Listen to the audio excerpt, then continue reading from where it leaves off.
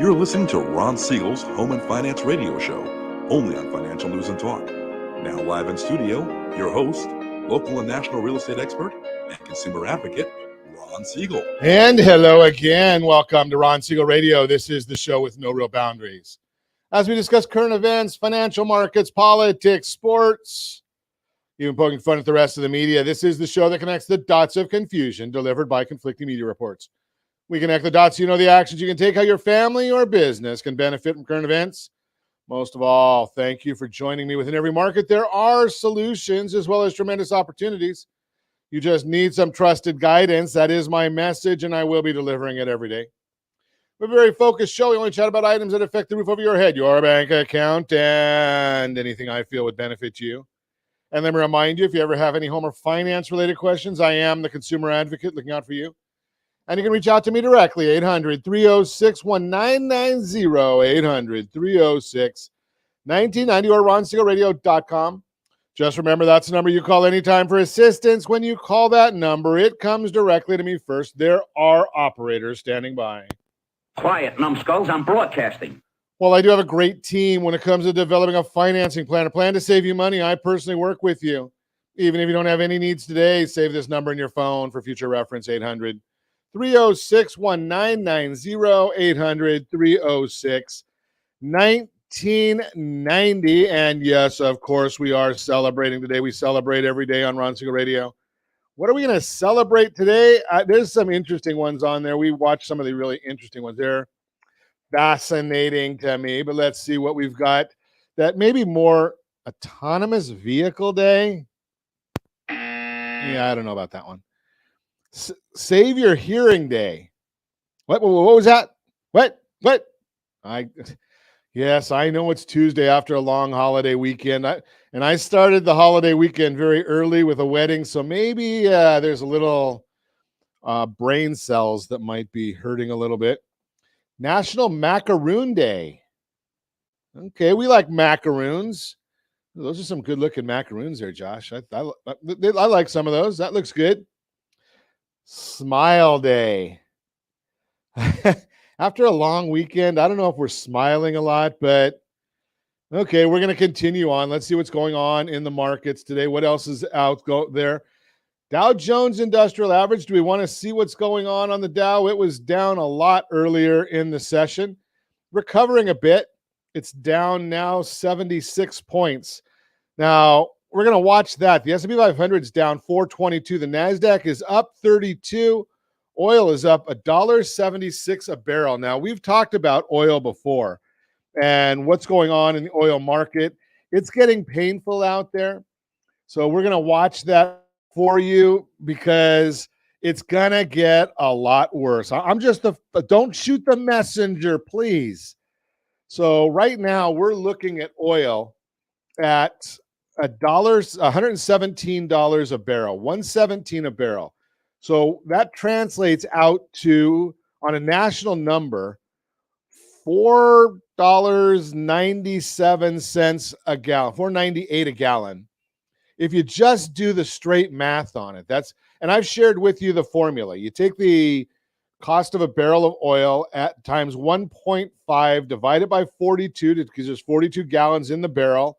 Add 80 cents for the fees and profit and taxes and all that kind of good stuff.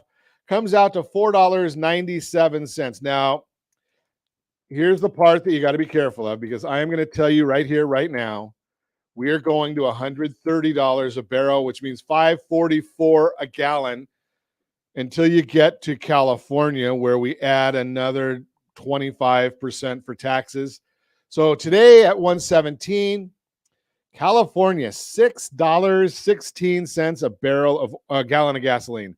$6.16. Ow! I saw a picture over the weekend somewhere in Los Angeles, gasoline over $8 a gallon. $8. Ooh. At 531, Josh, you're a little bit better. Not a whole lot, but did you see did you see any sixes, Josh, while you were driving this weekend? No sixes, sevens? Okay, you saw sevens. Okay, so along the highway, Josh got some sevens out there. I hope you planned well enough not to pay that, but if you have to pay it, you got to pay it. $4.95 for Jody over there in Arizona, and Lori's still at $4.23 a gallon. $4.23 is what Lori's paying over there in Louisiana. Oil producing state of Hawaii, $5.44.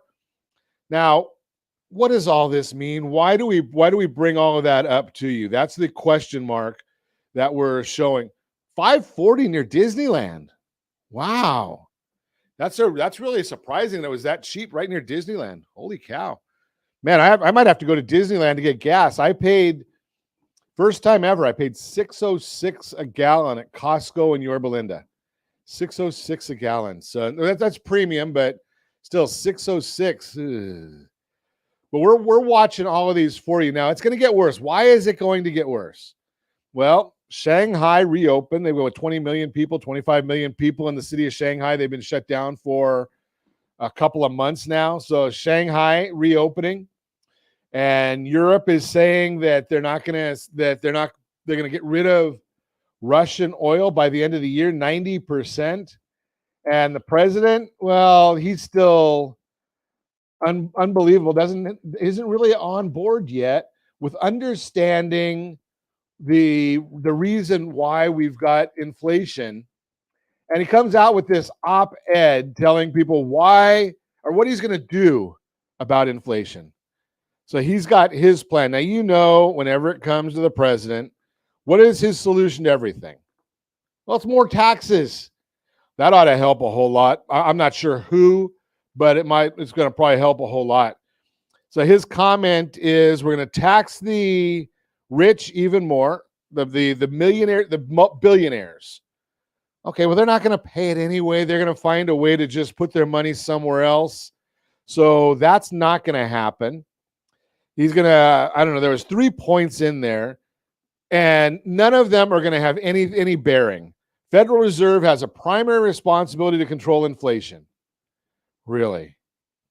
Okay, so they're already raising the Fed funds rate. They're going to do it again later this month and probably next month as well. Has it helped any? Have you seen gas prices start dropping? The energy is the start of it, all the inflation. Why? I had a conversation with somebody over the weekend that they have a fleet of diesel-powered trucks. Well, everything gets on a diesel-powered truck at some point in time.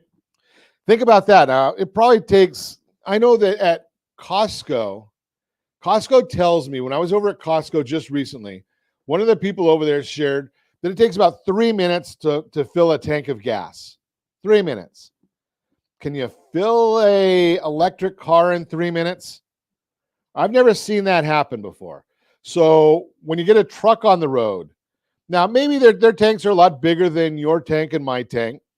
So maybe it takes them 20 minutes to fill a tank of gas for a diesel truck. I don't know the answer. I'm just surmising that if it takes 3 minutes for a 20-gallon tank, that maybe if you're doing 200 gallons, it's going to take 30 minutes, right? 3 minutes for 20 gallons, 10 times that. I'm just throwing that out there because once they start filling it, they don't have to deal with all the issues of paying again because they've already put their money in. So it saves a little bit of time there. They're not transferring cars and whatnot. So the fact of the matter is we're not going to see any changes until we start seeing that the president gets real and says, you know something, we're not going all electric. It's not going to happen anytime in the near future. And we've got to realize that maybe we need to start opening up some of these land areas where the U.S. can become energy independent like we were the day he took office. Let's see. Second, we need to take every practical step to make things more affordable for families during this moment of economic uncertainty and to boost the productive capacity of our economy over time. What the heck does that mean? Was he talking to Kamala Harris again? Unbelievable. We can also reduce the cost of everyday goods by fixing broken supply chains. How's that going to happen? Third, we need to keep reducing the federal deficit. Has he ever done that? Which will help ease price pressures. Last week, the nonpartisan Congressional Budget Office projected the deficit will fall by $1.7 trillion this year. When does that ever happen? Unbelievable. So does the president have any solutions? As per normal, No. You're listening to Ron Siegel Radio, discussing your real estate, current events, and the financial markets. When we come back, we're going to chat today a bit about advice, about the idea of dealing with your mortgage. What do you need to know about a mortgage when you're getting a mortgage? I'm going to share with you that the interest rate is important, but probably not the most important issue when you're dealing with a mortgage. I'm going to throw that out there. What does the rest of the year hold for the housing market? And can you use divorce support income for getting a mortgage? All that and more. You can reach me anytime. Our off-air number, 800-306-1990, 800-306-1990, or ronsiegelradio.com, facebook.com/Ron Siegel Radio. And if you miss any part of our broadcast, Ron Siegel 1 on YouTube, Ron Siegel, the numeral 1 on YouTube. Stay tuned. We'll be back in just a few. Ron Siegel Radio, your home and mortgage connection. Do you know a homeowner experiencing divorce? Do you know a real estate reference and the divorce decree could cost tens of thousands of dollars? A certified divorce mortgage planning and real estate report could save you thousands of dollars, and it's free from your local certified divorce lending professional. Reach out to Ron today. RonIsMyLender.com. Again, RonIsMyLender.com. Licensed under NMLS 217037, Equal Housing Lender. You're listening to Ron Siegel's Home and Finance Show with local and national expert Ron Siegel. Now, here's Ron. Welcome back to Ron Siegel Radio. Within every market, there are solutions as well as tremendous opportunities. You just need some trusted guidance. That is my message, and I will be delivering it every day on Ron Siegel Radio or anytime at 800-306-1990, 800-306-1990. 1990, the Mortgage Minute today being brought to you by our friends at Geneva Financial. When you're ready for that next home loan, Geneva's got the programs and the products. You just need to make the call, 800-306-1990, 800-306-1990. S&P 500 now up 1.11. 10-year Treasuries up 4 basis points. Mortgage-backed securities, they are down 41 basis points. Ow! That means interest rates are up. Let's take a look at them. Friday, OBMMI provides the most comprehensive, accurate, timely, and interactive analysis of pricing ever conducted in the mortgage industry, calculated from actual locked rates with consumers across 35% of all mortgage transactions nationwide. 30-year conforming rate loan, 5.27. Now, if you remember, we were significantly higher. We were at 5.593 on the 6th of May. So I think that's where we topped out, 5.593 on May 6th. On Friday, 5.270. Jumbo's 4.974.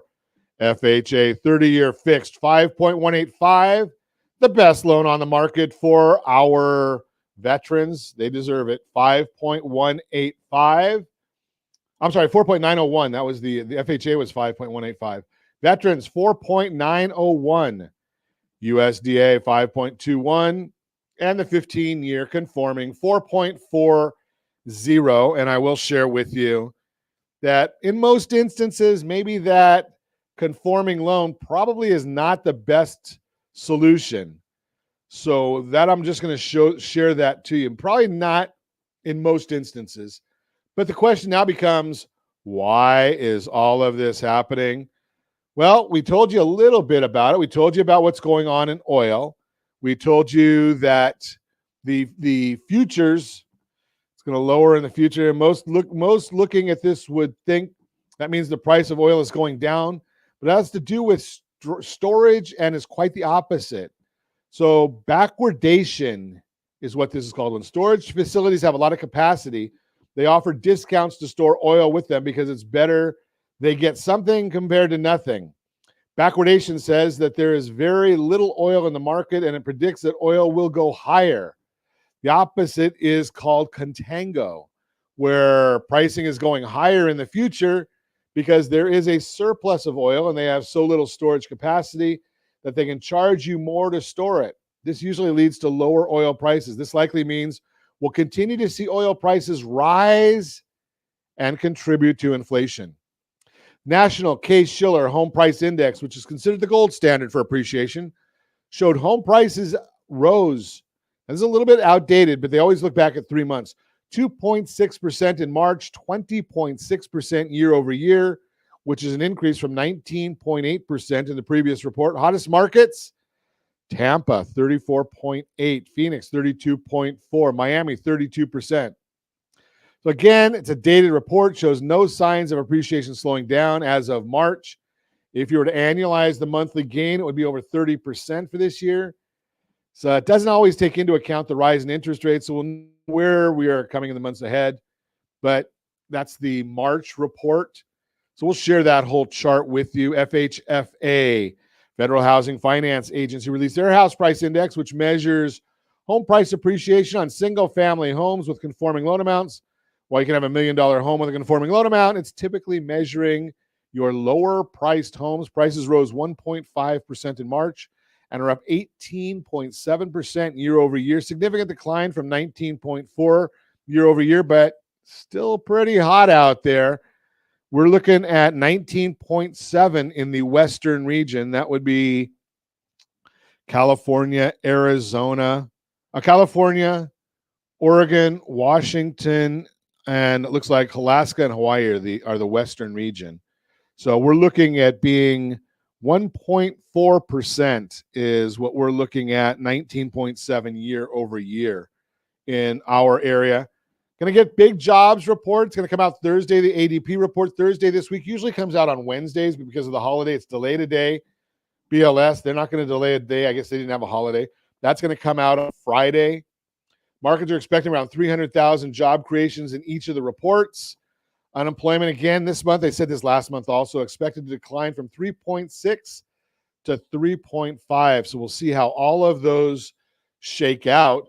That's the Mortgage Minute, brought to you by our friends at Geneva Financial. When you're ready for that next home loan, Geneva's got the programs and the products. You just need to make the call, 800-306-1990. We get a lot of conversation, a lot of comments on a regular basis about the market and where we're going with the market, and are we flattening, or with the recession coming, what's going to happen there? CoreLogic came out with a report. U.S. single-family rent price gains again tripled from March 2021. Triple. CoreLogic, they're leading global property information analytics and data-enabled solutions provider. Single-family rent index analyzes single-family rent prices changes nationally and across major metropolitan areas. U.S. single-family rent price growth continued at a record pace in March, up 13.6% from 1 year earlier. Again, it's a slim inventory that's contributing to this. So while house prices are still very, very hot, maybe slowing down a little bit, but the rental prices, they're going up also. Now, certain of the inflation reports don't really take these into account, or they're not as strong, or they're not as much of a weight on them. So you're feeling it, but some of the reports are not going to share it. They're not going to show it. We're going to see what happens over time as to where that goes. You might be, I just read recently, 8 million units, 8 million homes were converted from owner-occupied properties to rental properties. I have also seen some commentary around, and I don't know whether this will happen or not, but I have seen some commentary that we're actually might see communities start removing or getting rid of short-term rentals in hopes that that'll induce investors to sell property, because we do still have that shortage of property. So we'll see if that gets any lift. What do you think about that? If you have any comments, go to facebook.com or StreamYard.com/Facebook, StreamYard.com/Facebook. If you have any thoughts on that one, we'll share them if we get any commentary there during the broadcast. Again, we record 9 o'clock every morning for our show that goes on ABC, KMET, AM 1490, ABC News and Talk. broadcasting 6 to 7 o'clock every afternoon. So watch that report. But I'd share this with you. Some of the questions that we think that you really need to be looking at when we're contemplating a new mortgage. And there's a lot of people out there that say, you know something, what's the interest rate? And I'm going to submit to you that in the absence of, I hate to put it, I'm going to put it this way, it's kind of blunt, but in the absence of any real knowledge or any additional knowledge, maybe not real knowledge, but any additional knowledge, people are going to ask, what's the interest rate? Well, the question becomes, what do you want it to be? Because number one, there are strategies that will allow you to get a lower interest rate than what the market is, but lower than that OBMMI number that I told you. Now, these numbers, when I share with private clients what some things are doing or some strategies, when we share those, what we're actually doing is we're showing people that a lower number, which goes into the average, but it's still a lower number. And how do we do that? Well, it's strategic because we understand that every individual situation is totally unique. And what we really want is we want people to understand that we want to look at a holistic approach. A mortgage originator cares about the mortgage today. It's probably all they really care about. They want to get the transaction. They want to get done with it. They're in, they're out, end of story. But as a advisor, we're looking at what is the goals of the family that we're chatting with. Are they more interested in appreciation, depreciation, foreclosure, lawsuits? What's their goal or plan for the safety of their investment, of their home, for their family? How about liquidity? Right? There's a big question about liquidity. We hear that one all the time. I've come across probably 4 or 5 families in the last 2 weeks where liquidity has been a big issue. Now, I will share with you, I've shared this before. Lenders never lend money, or rarely. Lenders don't lend money to people in need. They lend money to people in want. What does that mean? Well, if you're thinking about retiring, make sure you've got your mortgage correct for the term of your retirement. Because are you able to qualify for the mortgage that you want? Now, you may have a lot of money set aside. You may know that you've got your goals and you're 100% sure that you've got everything in place for your retirement.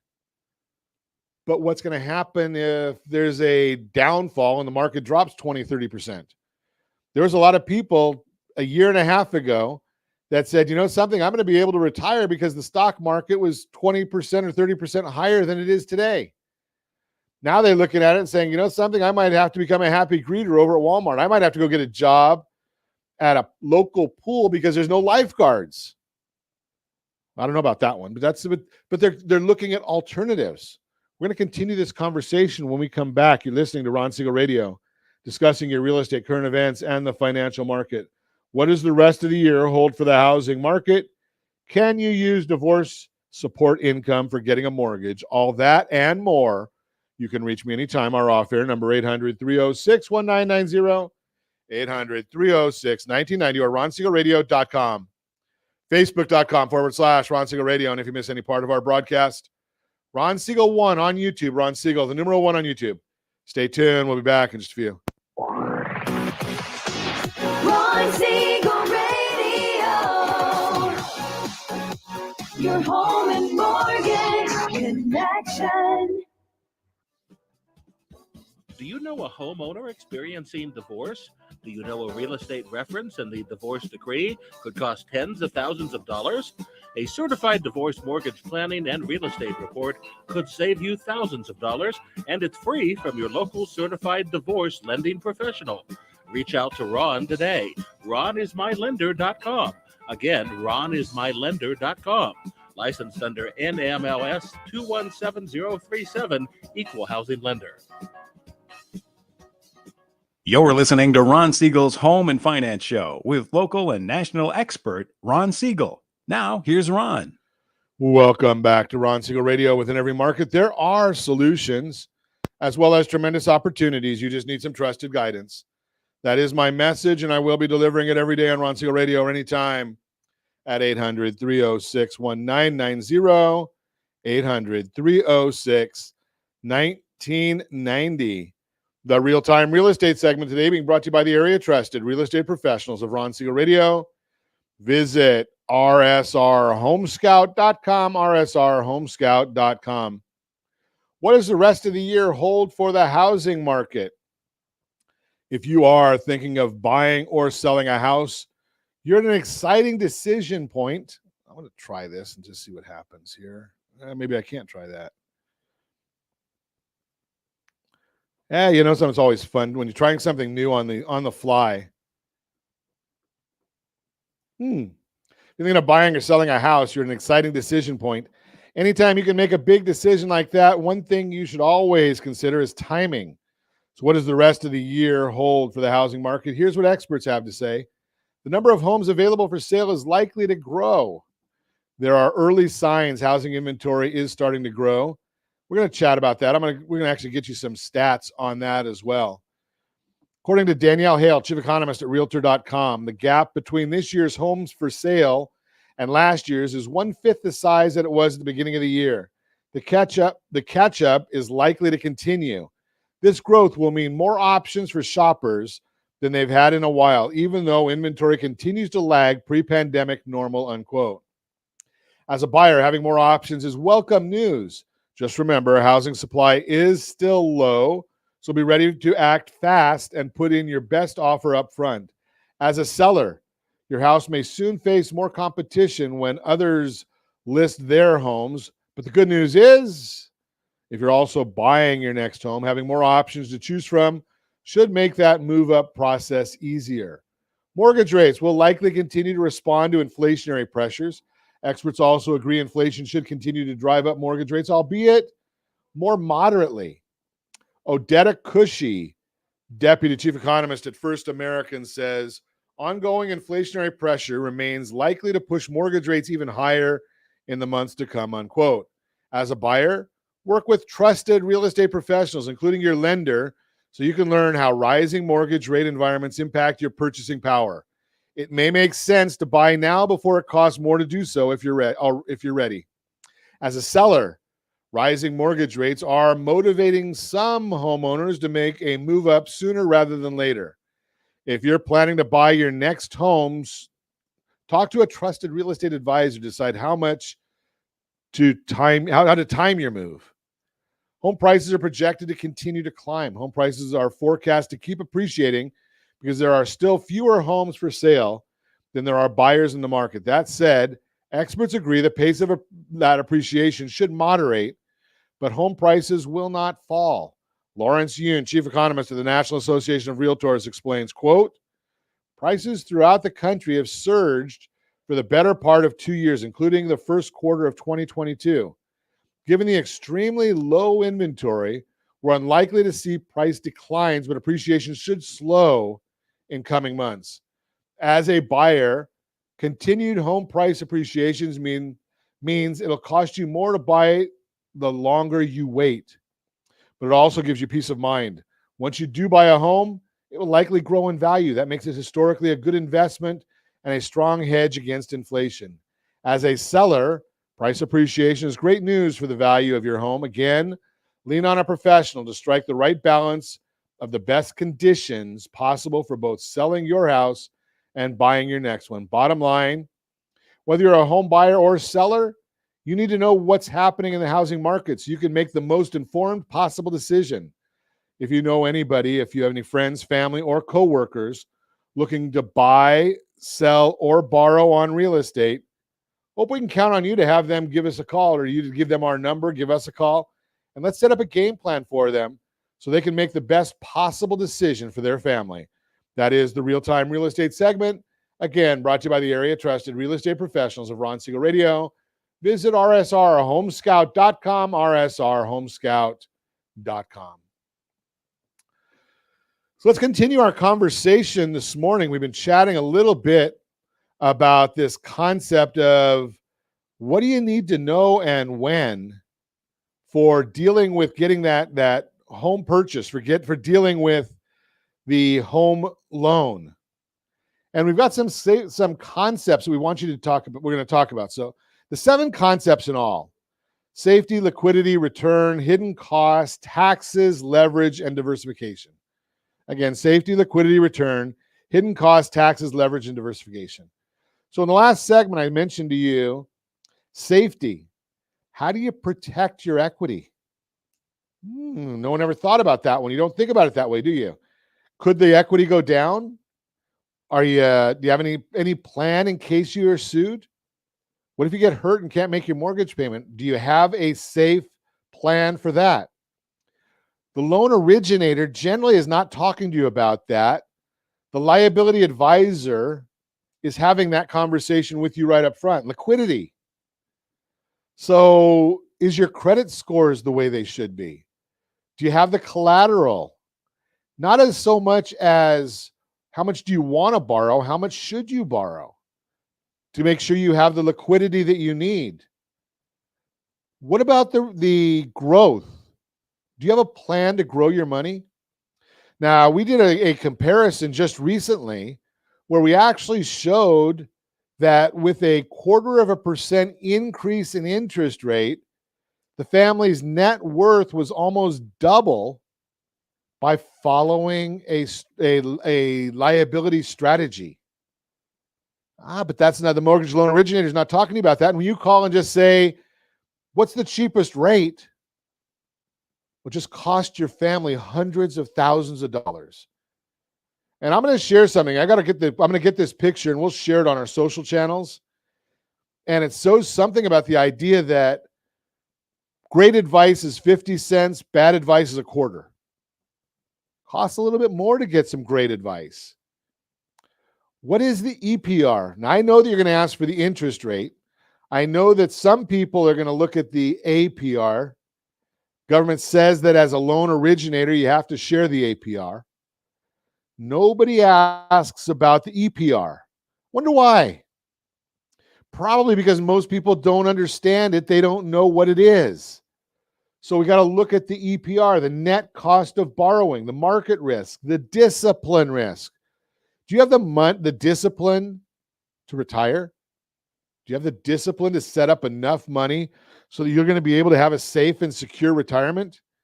Now, we have our friend Todd Halterman comes on here and chats about that on a regular basis on a strategy so that you have enough money to retire. Now, he called me last week and said there's a new investment product that he just put a boatload of money of his own money into that has no market correlation and gets about a 20% return. So the market goes up, it gets 20%. The market goes down, it gets 20%. I don't know anything about it. I don't guarantee it. I don't sell it. I just was chatting with him and he told me a little bit, enough for me to be dangerous. But the bottom line is, what if you don't put the money into make that extra payment on your mortgage? Every single time I've demonstrated, we've done put together our package that we do. It's called a total cost analysis. Every time we've put together a total cost analysis for somebody, we'll show them what happens if you take the most money possible out of your property. Just did this for a family last week. Said, what happens if you take the most money out of the property? We found out that with the interest rate, their interest rate was going to double. And took money out of their property. We didn't even take the most possible. We took a good chunk of money out of the property and put it into a demonstration, paid off some higher interest debts, credit card debts, and then said, okay, what if this money grows? And we just used a hypothetical because I don't sell the products. I just used a hypothetical rate of return of 8%. I didn't use the 20% that Todd just told me about, but I used a hypothetical of 8% because I've seen that there's some insurance products that'll average 8% over the last 30 years. No guarantees on anything going forward. But I put 8% in there. And they were able to pay off their loan a 30-year mortgage in 16 years by following some liability advice. You're not getting that when you go on one of the online sites. You're not getting that when you go to a credit union and they just say, well, we can give you this low interest rate and we're going to forget you for the rest of your life. Taxes. What's the tax implications? Now, you may pay points right now. Now, I'm not giving you tax advice either, but points are supposed to be amortized over the life of the loan. So if you've got a 30-year loan, they get amortized over the life of the loan. But what if you refinance? All of that future number gets pulled forward into the year that you refinance because the loan just died. You paid it off. You refinanced into another loan. So if that's the case, you get to move all of those points fees forward. But did the cheap advice tell you that? Maybe not. How about leverage? We've talked about this one before, the rule of 72. Have you ever heard of the rule of 72? Rule of 72 basically says that if you take whatever your rate of return is and divide that into 72, that's how long it's going to take for your money to double. So if you get a 12% rate of return, 72 divided by 12 is 6. That means your money doubles every 6 years. Think about that. Now, if you take that money out of your house and you put it into a safe and secure investment and you're getting 12% return, again, I don't have the products. I'm just using it as an example. You get a 12% return. That means your money doubles every 6 years. Well, it's not going to double if you've got it in home equity because home equity has a 0 rate of return always. So when I share with a family that, hey, you know something, if you take $100,000 out of your property and you put it into a high quality investment, and there's a lot of them right now because the market's down 25, 30%. Think about that. When's the best time to put money in the market? When it's up at the very top or it's at the bottom? I don't know where the bottom is. I don't try and time it, but I will share with you that the market generally goes up. When you have an opportunity to buy it now, it hurts. It's painful because am I going to lose my money? Well, I don't know. But the bottom line is if when the market was, 20% higher, you had a greater risk of loss than right now. When you go to Nordstrom and want to buy something, would you rather buy it at full price or when it's on sale? The stock market's on sale right now. So we talked about a little bit about leverage. What about diversification? Well, if you have all your money in one house and that area goes south, you're not diversified. You could lose money. But if you took all the equity out of the property, who's at risk most? You or the bank? I'm not saying that you should walk away from a property. Not saying that at all. But if the property value drops, and say you have a $500,000 house, and it grows, like we said recently, that $500,000 house over the last couple of years has gone to maybe $750,000, and you do a cash out refinance, and you take out all that equity, you take out that $250,000 because you already had equity at $500,000, so you're just leaving that in there. But you take out the $250,000 that you gained. Now, if that property drops back from $750 to $600, is the bank going to come back after you and say, hey, we don't have as much collateral now. We want that money back? No. You've already got a contract for it. You got to pay it back to them. But now you've got that $250,000. You took that money out. And I'm just going to say, what if you get a 5% return on that? That's $12,000 a year that you've got. And do you think you can help pay off the loan with that? Sure. Why would you? Put that money to work for you. Let that money continue working. And the more that money is working for you, the better off you're going to be. You're going to be in a position at some point to just say, you know something? I'm 65 years old. I've got a lot of money put aside. I don't need to worry about it anymore. I'm not going to make this payment. I'm going to write a check for it. Albert Einstein said, those who understand interest earn it, those who don't pay it. Would you rather be earning the interest or paying the interest? Well, that takes us back up to the hidden costs and EPR, effective percentage rate. And what we do is we look at for the effective percentage rate. What we're going to do is we're going to take a look and we're going to say, what are we getting on the money? Okay, so let's just say we get 9% and you're in a 10% tax bracket. That would be taking your income, your tax liability divided by your income. You're not going to be dealing with everything else because that's going to skew it when you put your deductions and all that. Just look at the total tax liability and you took your total income. And let's just say you're in a 10% tax bracket. So now your effective percentage rate, your EPR, is 8.1%. That's what you're earning on that. Now, let's say you're in that same 10% tax bracket and you've got a 5% mortgage. Well, 10% off of the 5% is 4.5. So you got 8.1 minus 4.5, and that's going to tell you what the opportunity cost is of leaving that money there, leaving that money in your property and not doing anything with it. Now, it all has to do with what do you consider safe? Home equity, where you can't get it if you need it. Well, what happens if you have a lot of home equity and you can't get it if you need it? What's your option? Sell. When you have to sell, do you get the best price or the worst price? Well, you're not going to get the best price because you don't have the availability of time. How are you going to market the property properly if you don't have time to do it? That's the big issue right there.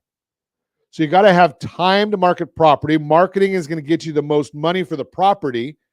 And if you don't have time, you have to go to a fire sale. Fire sale doesn't mean you're going to get the best price on that home. So now, did you have good, were you being safe having all that home equity, or were you high risk having all that home equity? Now, again, your property is just as safe if you've got that money sitting in a safe, secure investment that you can pull out when you want and write a check to pay off the mortgage when you want. That's safe. That's about as safe as you get because you control the cards, not having to go to some lender and saying, hey, I'm desperate, I need a loan. And they say, well, how are you going to pay me back? I don't know, but I'll pay you back. Okay, what's your income? Well, I'm not going to be able to work for the next 6 months because I have to have foot surgery. Well, I guess let's talk in 6 months. But I'm going to get hungry in that time. And I have to pay my mortgage in that time. Well, if those are all the case, you got a problem here. That's a little risky to me. Think about it. You're listening to Ron Siegel Radio, discussing your real estate, current events, and the financial markets. When we come back, can you use divorce support income for getting a mortgage? And we'll continue this risk conversation, real questions to ask when shopping for a home loan, all that and more. You can reach me anytime.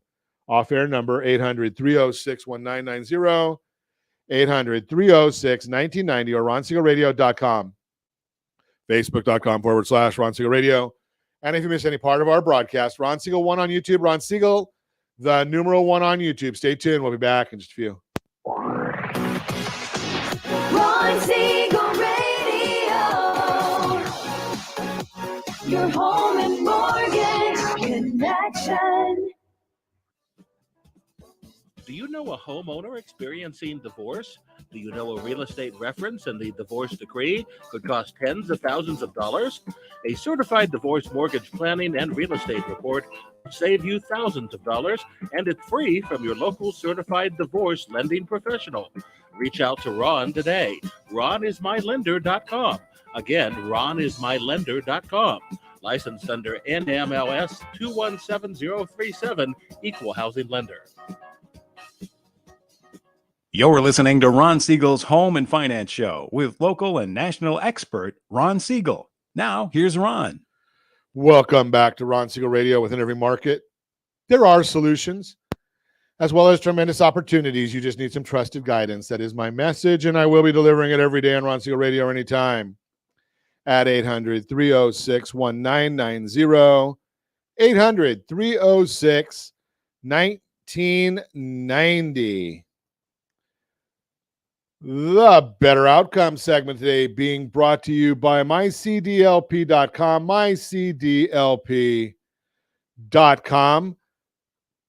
Let's see what we've got here. Can you use divorce support income for getting a mortgage?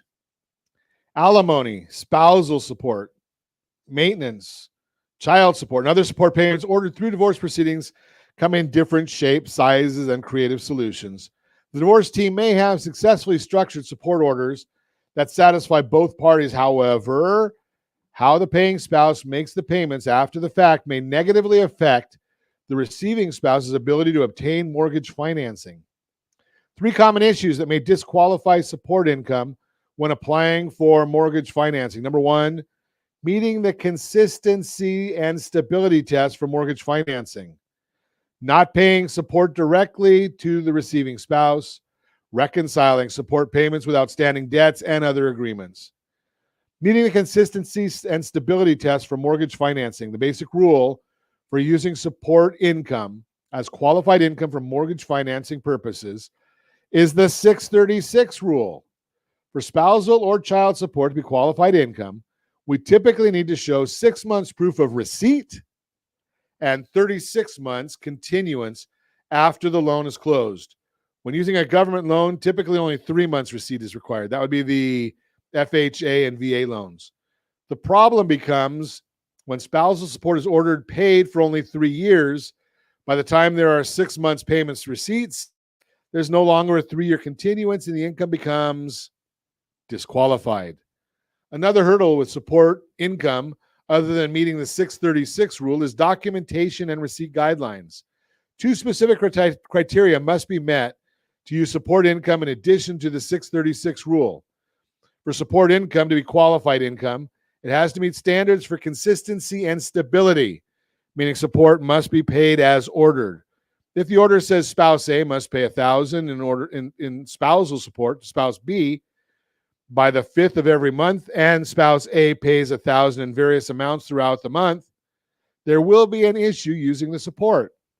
And of course, the payment received must not be inconsistent. So, for example, spousal child support as qualified income must be paid in full as ordered on time as ordered. Meaning that if the paying spouse pays $700 one month and $1,100 the following month, and maybe pays on the 5th of one month and then on the 20th the next month, it is not paid as ordered and will not qualify as qualified income. For example, consistency and stability may become an issue when support is based on the paying spouse's fluctuating income.